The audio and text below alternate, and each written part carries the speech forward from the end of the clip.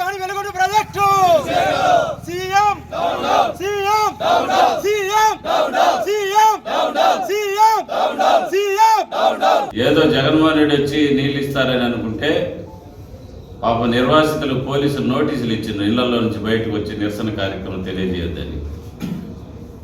అంటే దాని ఉద్దేశం ఏంటి? వెలుగొండ ప్రాజెక్టు పూర్తి అయితే నిర్వాసితులు వచ్చి ధర్నాలు చేయరు, నిరసనలు చేయరు.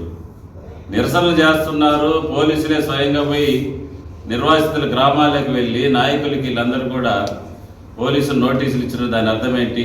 ఆడ వెలుగొండ ప్రాజెక్టు పూర్తి కాలేదు, పూర్తిగా దాన్ని జగన్మోహన్ రెడ్డి ప్రారంభిస్తుంటే వీళ్ళు వ్యతిరేకిస్తారు, అడ్డుకుంటారనే ఉద్దేశమే కదా. అంటే నీ డిపార్ట్మెంట్లు కూడా ప్రభుత్వ అధికారులు కూడా చెప్పగానే చెప్తా ఉన్నారు వెలుగొండ ప్రాజెక్టు పూర్తి కాలేదు.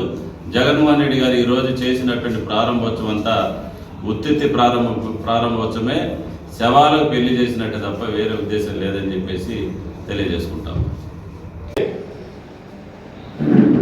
సొరంగాలు పూర్తి కాకపోయినప్పటికీ ఈరోజు మీరందరూ కూడా, నేను ఒకటే పత్రికా విలేకరులు, ప్రింట్ ఎలక్ట్రానిక్ మీడియాని కోరుతా ఉన్నా, మీరందరూ అక్కడికి వెళ్ళండి.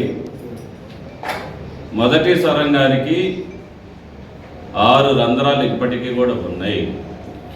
రెండో సొరంగంలో మాన్యువల్గా చేసి బ్లాస్టింగ్ చేసినటువంటి మట్టి మొత్తం కూడా, వ్యర్థ పదార్థాలంతా కూడా వెలుగొండ ప్రాజెక్టు ప్రధాన కాలువలో ఉన్నవి మొదటి టన్నల్లో పోశారు, కొల్లబాగులో పోశారు, అది కూడా అక్కడే ఉన్నాయి. రెండో టన్నల్కి కీలక దశ అయినటువంటి లోపల కాంక్రీట్ రింగులు వేసేటటువంటి కార్యక్రమం కూడా పూర్తి కాకుండానే త్వరలో ఎన్నికల నోటిఫికేషన్ వస్తుంది.